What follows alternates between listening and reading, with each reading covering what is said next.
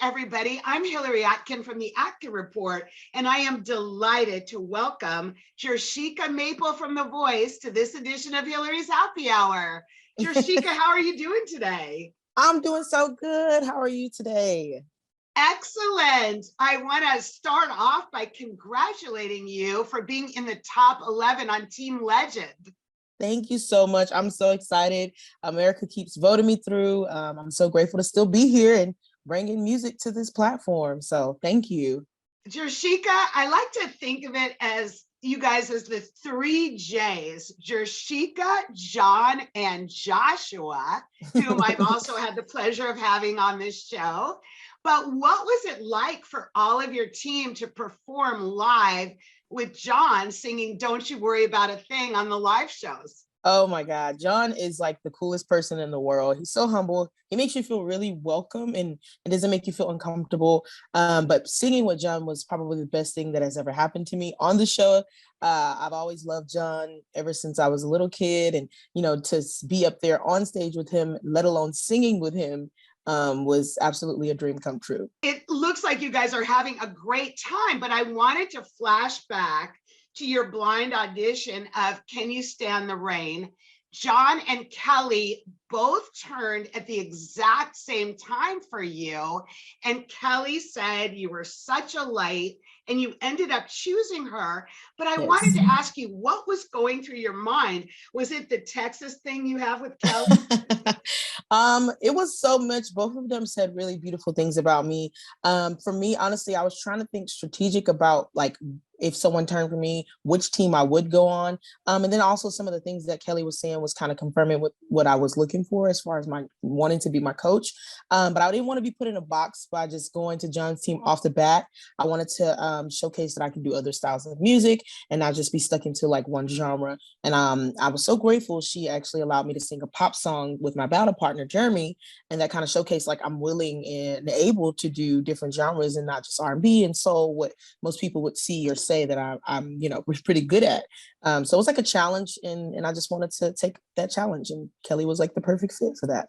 Well, you mentioned in the battles going up against Jeremy in a big Team Kelly showdown. She herself called you guys 2 amazing powerhouse vocalists.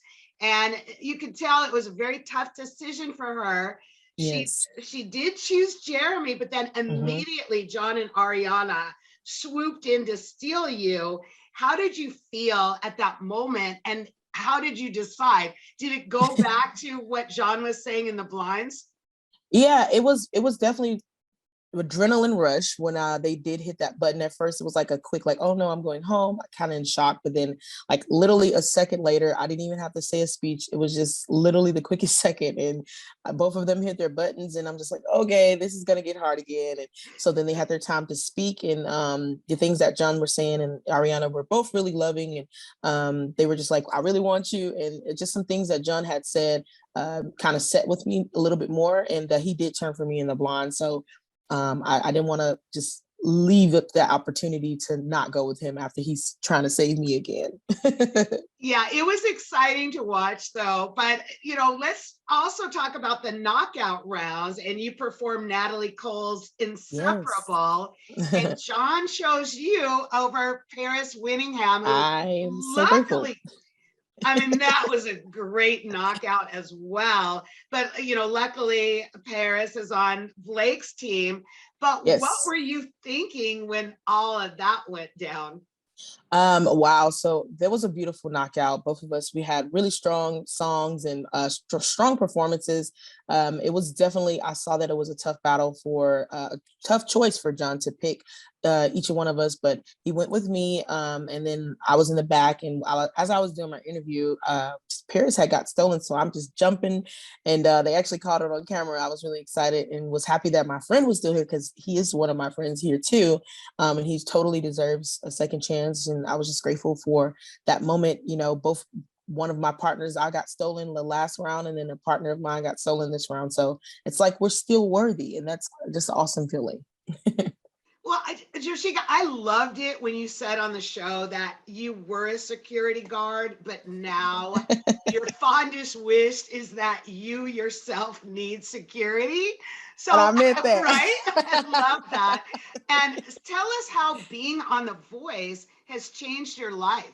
Wow, being on The Voice has literally changed my life I wouldn't say overnight, but literally 5 months ago, I was obviously doing security. And, now I'm on national stage, singing in front of some amazing legends, no pun intended. But I'm just really grateful. I don't plan on going back to a 9 to 5.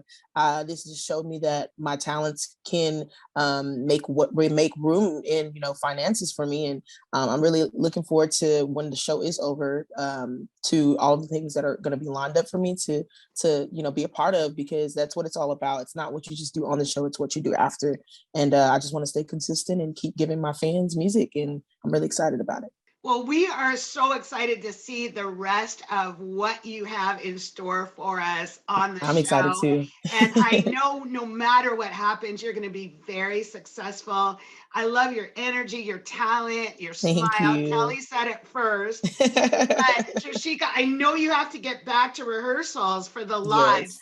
But I wanted to propose a toast to you and your continued success on The Voice. God. Well, all I have is water, but we can toast, girl. Yes. Cheers to you, Cheers. Jershika. Thank you so much. I'm so excited. I can't wait. And we cheers.